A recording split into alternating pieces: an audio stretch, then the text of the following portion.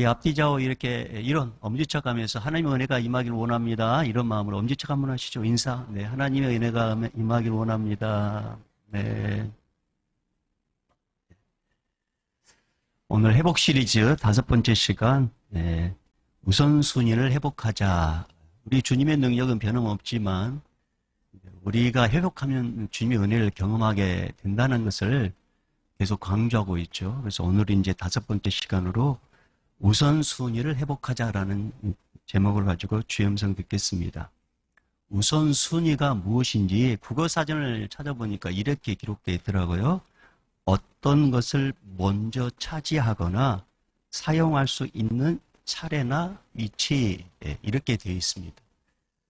그러니까 우선순위라는 것은 쉽게 말하면 이런 것 같죠. 우리가 옷 하나를 입더라도 순서가 있지 않습니까? 먼저 이렇게 양복 겉옷을 입고 속옷을 입지는 않잖아요. 하나하나 이렇게 속에서부터 입고 겉옷을 입는 것처럼 순서가 있다는 것입니다. 신발도 그렇죠. 양말 신고 신발 신지, 신발 신고 양말 신지는 않잖아요. 이렇게 순서가 있다는 것이죠. 근데 우리가 삶을 살면서 무엇을 먼저 선택하느냐, 무슨 일을 먼저 하느냐, 이게 명확한 기준이 있으면 문제될 게 없어요. 근데 이 우선순위가 명확하지 않기 때문에 얽히고 설키고 이 문제들이 막 발생한단 말입니다. 그래서 우선순위가 분명하면 사람은 단순해집니다. 이 단순하다는 것은 뭐 생각 없다 그런 게 아니라 삶이 단순해진다는 거죠. 우선순위가 분명하면 무엇을 선택할 때 고민하지 않습니다. 왜? 딱 우선순위가 정해져 있기 때문에. 이런 일이 있었어요. 이제 신부 입장, 웨딩 마치가 울리고 있습니다. 신부 입장. 근데 기다리고 있던 신랑이 갑자기 밖으로 막 달아났습니다. 식장은 갑자기 소란해졌습니다. 주례 목사님은 또 당황하면서 어찌할 바를 몰랐습니다. 축가객들도 갑자기 분위기가 막 이러니까 형편없이 이상한 분위기로 흘러가게 됐습니다. 몇몇 사람들을 뿔뿔 흩어졌고 신부는 울음을 터뜨리기 시작했습니다. 갑자기 신랑이 어디 가버렸으니까. 약 30분이 지난 후였습니다. 헐떡거리며 되돌아온 이 신랑의 애복은 건댕이와 또 물기로 흠뻑 젖어 있었습니다. 이 신랑이 와서 뭐라 하냐면, 목사님 죄송합니다. 주례를 진행해 주십시오. 아니 신랑 어디 갔다 왔는가? 이렇게 이제 목사님 물었습니다. 그러니까 이 신랑이 뭐라 하냐면, 목사님 저는 소방관입니다.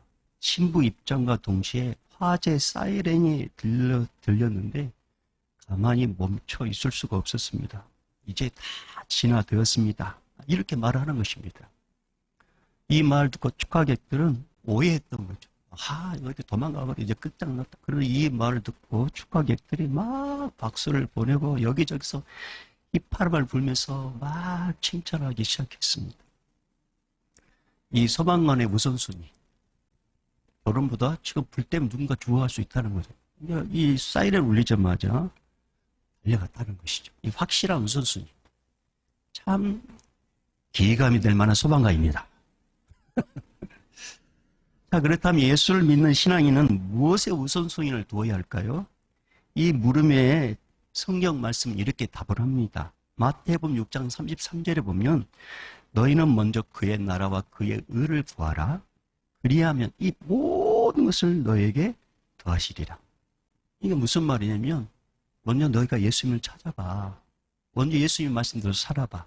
그리하면 너희가 무엇을 먹을까 마실까 입을까 이 모든 거 네가 찾는 예수님께서 도와주실 것이야. 이 말씀이란 말씀. 이 말씀을 있는 그대로 적용한 사람이 있었습니다. 미국의 구두를 통해서 엄청나게 돈을 번 브라운이라는 사람입니다. 브라운은 사람인데 부러울 것 같아요. 브라운 사람이 살아. 네. 오늘 목사님이 구두로 성공한 이 브라운 이 사람에게 물었습니다. 도대체 당신이 어떻게 해서 이렇게 돈을 많이 벌였는지 비결을 뭐냐고 이렇게 물었습니다. 그랬더니 이 브라운 사람이 이렇게 합니다. 저 성공 비결은 우선순위가 분명한 것입니다. 그러면서 저는 매사에 첫째, 하나님, 둘째, 가정, 그리고 셋째, 구두를 생각했습니다. 그랬더니 하나님이 이 모든 것을 형통하게 해 주셨습니다. 이렇게 고백했다는 거죠. 이렇게.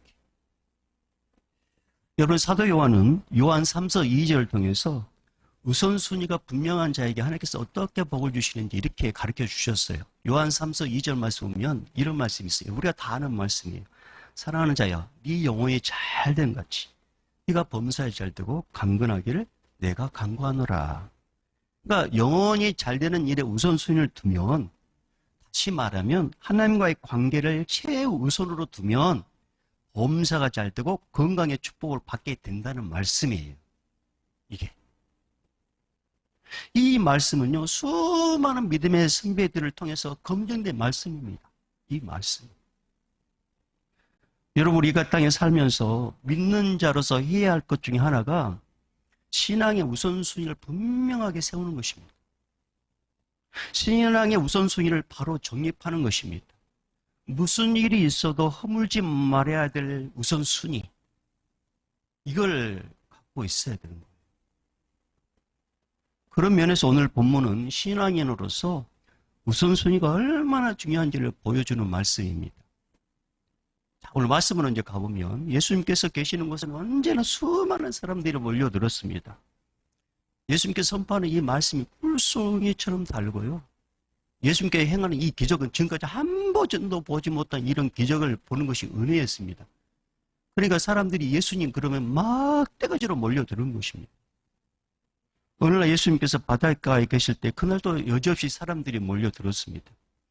예수님은 밀려오는 이 무리들을 감당할 수 없어가지고, 그러나 돌려보낼 수는 없잖아요. 그러니까 배에 타가지고 배에서 이제 하나님의 말씀을 전했습니다. 그렇게 한참 하나님의 말씀을 전하는데 어느새 그냥 시간이 훅 가버렸어요. 예. 그래 날이 저물었더라. 여러분, 목사의 저의 기도 제목 뭔지 아십니까? 저의 기도 제목 가르쳐 줄까요? 예. 설교를 딱 시작했는데 벌써 끝났어? 우리 성도들이 그렇게 반응한 것입니다.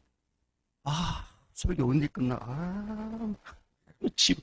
지루하는 게 아니라, 설교 시작했는데 여러분이 막 하나님의 은혜에 젖어가지고 너무나도 빨리 끝나는 것처럼 느껴지는 거. 예, 여러분, 이건 저의 기도 제목이고요. 여러분도 저를 위해서 그렇게 기도해 주십시오. 아셨죠? 예. 그러니까 예수님께서 얼마나 그 말씀이 뿔숭이처럼 달렸는지, 그냥 시간이 훅 가가지고 저물기 시작했습니다.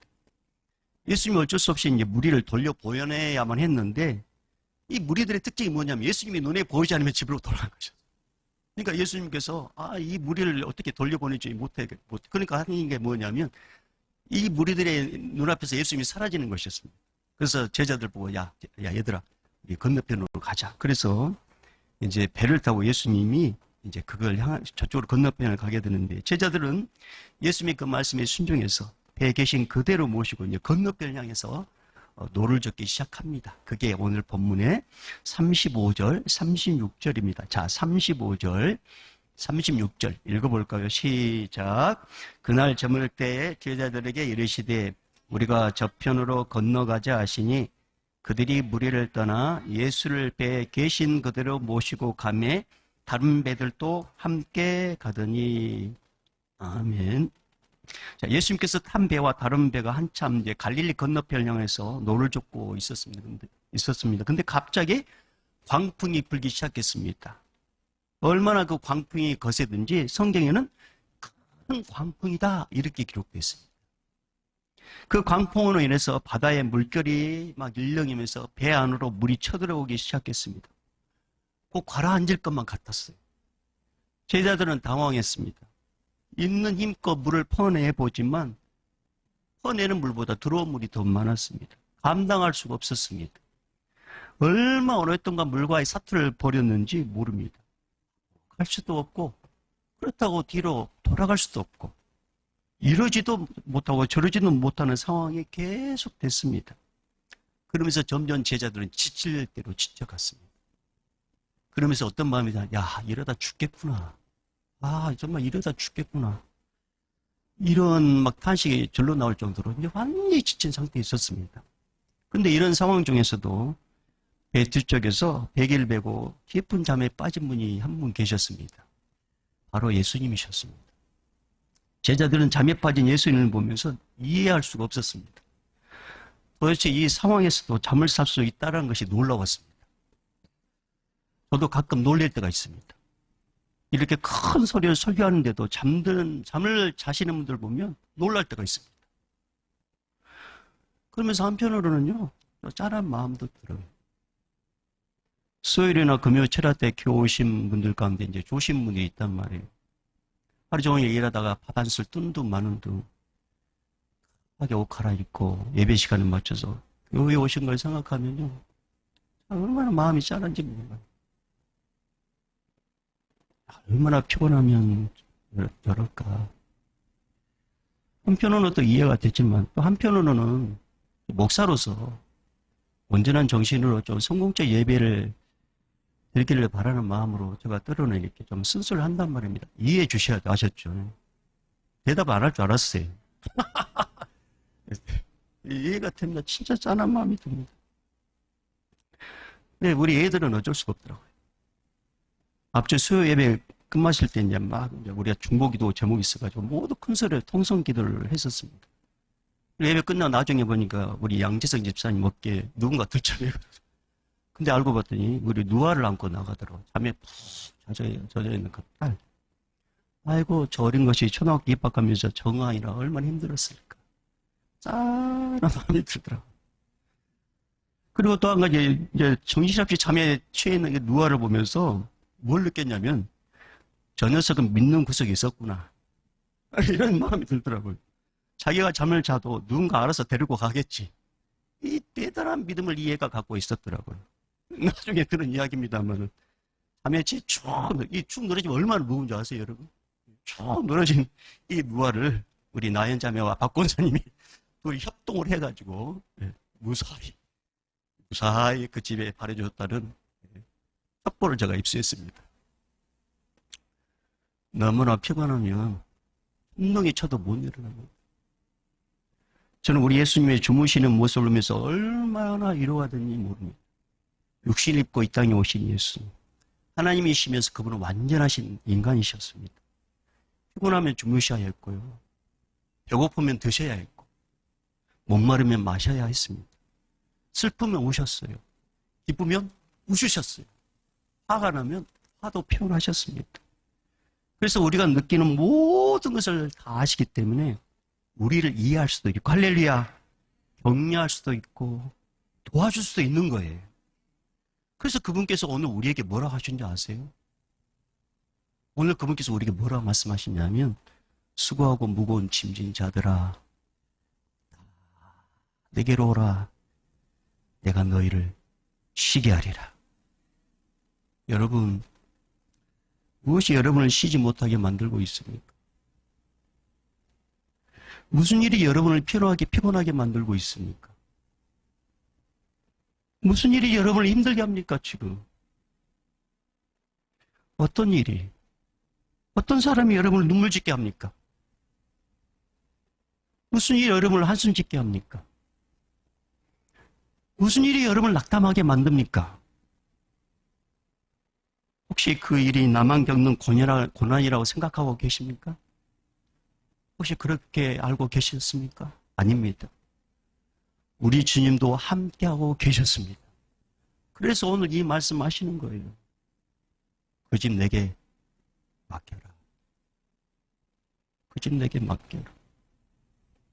사랑하는 우리 주님은 우리 모든 삶을 다 아실 뿐만 아니라 다 겪어보셨습니다. 다 겪어보셨어요. 그래서 그 마음 아시는 거예요. 그 마음. 그리고 그 문제를 아시는 것뿐만 아니라 그 문제를 해결할 능력도 갖고 계신 전능자십니다. 전능자. 모든 것을 아시는 예수님께 그 문제를 맡기십시오. 그래서 성경이 이렇게 말씀하셨어요. 아무것도 염려하지 말고 다만 모든 일에 기도와 간구로 너희 구할 것을 감사함으로 하나님께 아뢰라.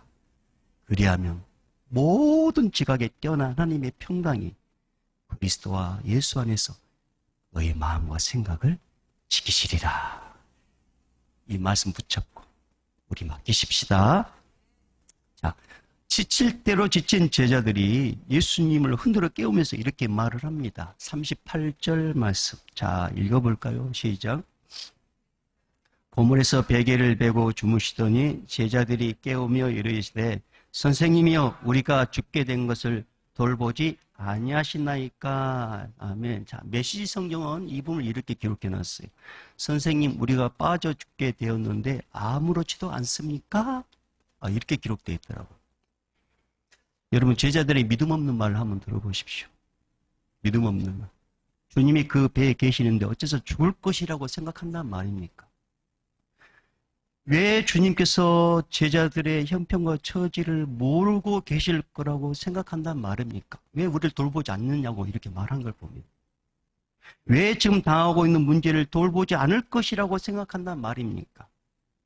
만약에 주님이 모르고 계셨더라면 제자들 깨어났을 때, 제자들이 깨어라고 일어났을 때 일어나자마자 야 미안하다.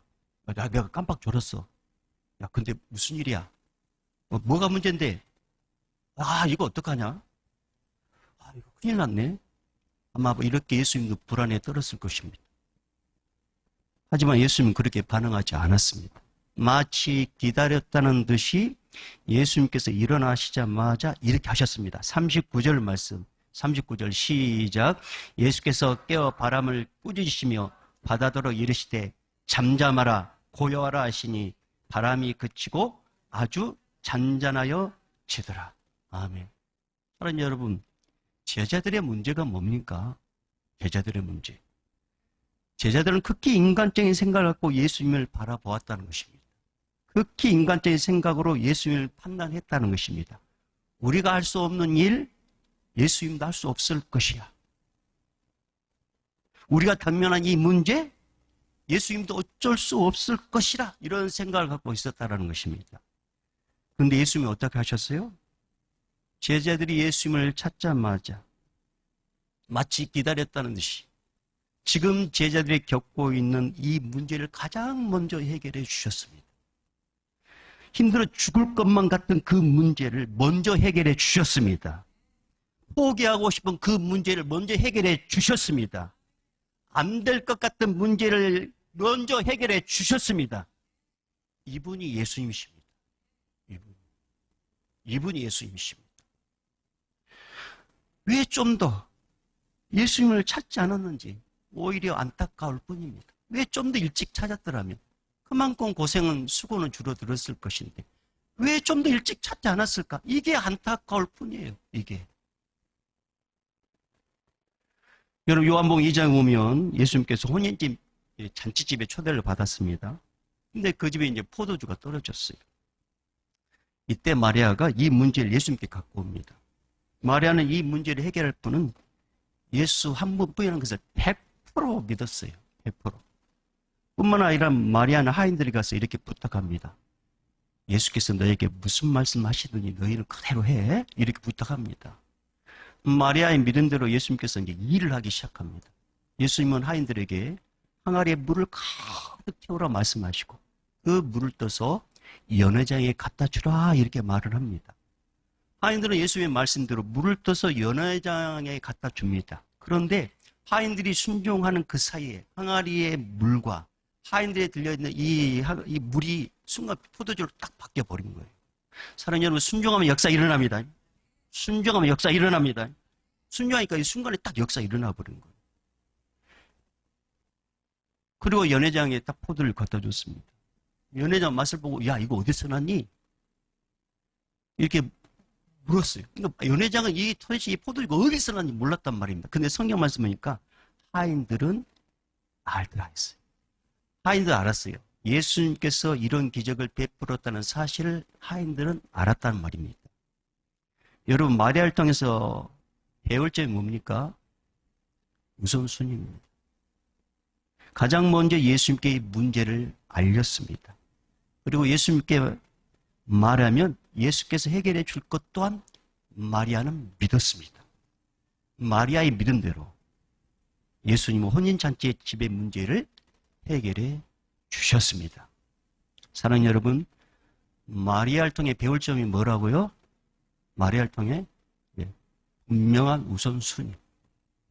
가장 먼저 예수님을 찾았습니다. 우리에게도 이런 확실한 우선순위가 정립되어야 합니다. 무슨 일이든지, 그 일이 기쁜 일이든지, 아니면 염려스러운 일이든지, 아니면 걱정스러운 일이든지 간에 가장 먼저 예수님께 이 문제를 아뢰는 것, 가장 먼저 예수님께 영광을 돌리는 것, 이게 바로 분명한 우선순위입니다. 이 분명한 우선순위가 이 시간에 정립되기를 주님 축복합니다. 이 우선순위. 우선순위가 분명한 분들은요, 하루를 시작할 때 고민하지 않아요. 일어나자마자 이분들의 특징이 뭔지 아세요? 교회로 달려옵니다. 새벽을 깨워 하루의 삶을 하나님께 맡깁니다. 의탁합니다. 우선순위가 분명한 사람들은 일주일 시작하는 이 주일을요, 고민하지 않아요. 주일 성수를 당연하게 여긴단 말입니다.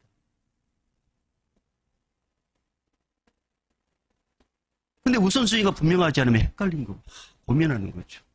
고민해요. 그래서 여러분, 우선순위가 분명하면 염려하지도 않고 고민하니까 아주 단순해져요. 단순해져. 서도 이야기했듯이 우선순위가 막 흔들리면요, 모든 문제들이 얽히고 설킨단 말입니다. 뭐 늘 하는 말이지만 옷을 입는 것도 마찬가지예요. 첫 단추를 잘 끼야 되는 거죠. 그러면 보기도 좋잖아요. 근데 이게 잘못 끼면요, 어긋나요. 일이 어긋난단 말이에요. 그래서 우선순위가 분명한 사람은요, 분명한 믿음도 있는 거예요. 분명한 믿음. 왜? 내가 우선순위를 하나님께 두면 하나님께서 내 인생 책임져 줄 것이다. 이런 믿음이 있기 때문에 항상 첫째 하나님, 첫째 교회, 첫째 주일이 이게. 그래서 히브리서 11장 6절에 이렇게 말씀하셔요. 믿음 없이는 하나님을 기쁘시게 하지 못하나니 하나님께 나아가는 자는 반드시 그가 계신 것과 그가 자기를 찾는 자들에게, 그가 하나님 우선순위로 두는 자들에게 상 주시는 이심을 믿어야 할지니라. 네. 이 시간 성령님이 도우시면 이게 믿어지기를 주님 축복합니다. 여러분, 예수님께서 일어나시자마자 주변 상황을 해결해 주셨습니다. 그리고 나서 제자들에게 딱 한 말씀 하십니다. 40절. 40절 읽어봅니다. 시작. 이에 제자들에게 이르시되 어찌하여 이렇게 무서워하느냐? 너희가 어찌 믿음이 없느냐 하시니. 자, 여러분, 성경적 어찌라는 것이 일본어로 되어 있죠. 있어요. 어찌 1번. 그 밑에 보면 뭐라고 되어 있어요? 어찌 아직도 믿음이, 이렇게 되어 있죠. 어찌 아직도 믿음이. 그러니까 한마디로 말하면 제자들이 예수님을 완전히 믿지 않았기 때문에 원망 섞인 말로 우리가 죽게 된 게 생겼는데 우리에게 돌보지 않습니까? 이런 말을 했다는 것입니다. 그러니까 제자들은 한마디로 믿음이 100% 없었던 거죠. 그래서 예수님은 제자들에게 온전한 믿음을 갖기를 바라셨습니다. 그래서 이 말씀 하신 거예요. 오늘 또 우리에게 마찬가지. 여러분, 우리 하나님은요, 두 마음 갖는 거 싫어하십니다. 미지근한 믿음 하나님 원치 않습니다. 하든지 뜨겁든지 하나. 이 시간에 성령님의 도우심으로 여러분에게 순수, 99점도 아니고 100% 순금 같은 믿음이 여러분 안에게 쏙 들어가기를 주의 이름으로 축복합니다. 최영호라는 분이 인터넷에 이런 좋은 글을 올렸더라고요. 제목을 제가 한번 붙여봤는데, 뭐 제목은 나와 있지 않는데 제목을 한번 제가 붙여봤습니다.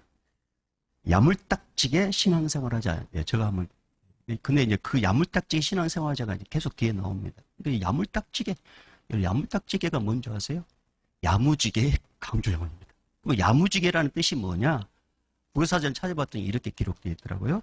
성격이나 태도 따위가 어수룩함이 없이 똑똑하고 기운차다. 이게 야무지게인데, 이 야무지게의 강조형이 야물딱지게. 이렇게 이제 글을 시작합니다. 한번 들어보세요. 흐리멍텅하지 말고 야물딱지게 신앙생활을 하자. 미지근하지 말고 야물딱지게 신앙생활을 하자. 유야무야하지 말고 야물딱지게 신앙생활을 하자. 어리버리하지 말고 야물딱지게 신앙생활을 하자. 마귀에게 속지 말고 야물딱지게 신앙생활을 하자. 문기적거리지 말고 야물딱지게 신앙생활을 하자. 근심, 걱정, 염려하지 말고 야물딱지게 신앙생활을 하죠. 여기저기 한눈 팔지 말고 야물딱지게 신앙생활을 하죠. 정신 바짝 차리고 제대로 야물딱지게 신앙생활을 하자. 저는 이제 야물딱지게 신앙생활을 하자는 부분에 이렇게 이제 바꿔봤어요. 자, 제가 아멘 할 때만 아멘 하셨죠? 아멘 할 때만. 자, 제가 이제 이렇게 바꿔봤습니다. 흐리멍텅하지 말고 야물딱지게 예수님 믿자. 아멘. 미지근하지 말고 야물딱지게 예수님 믿자. 유야무야 하지 말고 야물딱지게 예수님 믿자. 어리버리 하지 말고 야물딱지게 예수님 믿자. 마귀에게 속지 말고 야물딱지게 예수님 믿자. 문기적거리지 말고 야물딱지게 예수님 믿자.